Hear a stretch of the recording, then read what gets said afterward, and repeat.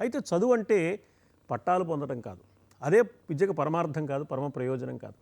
సంస్కారాన్ని పొందటం, సంస్కారాన్ని పొందడమే విద్యకు పరమ ప్రయోజనము అన్నది భాగవతం యొక్క అభిప్రాయంగా మనకు కనపడుతుంది. ఎందువల్లంటే సంస్కారవంతులైన వ్యక్తుల సముదాయం మాత్రమే సమాజం. కాబట్టి ప్రతి వ్యక్తి గుణమేదో దోషమేదో, శాశ్వతమేదో అశాశ్వతమేదో, సత్పదార్థమేదో అసత్పదార్థమేదో, ధర్మమేదో అధర్మమేదో తెలుసుకుని మెలగవలసి ఉన్నది. ఏ వ్యక్తికి ఆ వ్యక్తి సంస్కరింపబడితే సమాజం సంస్కరింపబడుతుంది. సమాజ సంస్కరణ అంటే సమాజానికి స్వరూపమే ఉంది, వ్యక్తుల సంస్కరణే కదా. కాబట్టి వ్యక్తుల సంస్కరణకి విద్య దోహదపడుతుంది.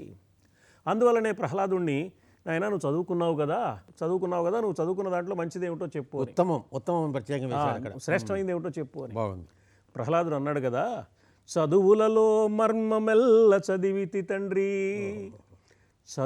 చదువుకుంటే సరిపోదు, చదువుల యొక్క పరమార్థం తెలియాలి. విద్య దేనికి వచ్చింది అంటే మానసిక వికాసాన్ని పొందడానికి వచ్చింది. ఈ పరమార్థాన్ని తెలియజేసేదే విద్య అనే అభిప్రాయాన్ని భాగవతం ఈ సన్నివేశం ద్వారా చాలా స్పష్టంగా నిరూపించింది.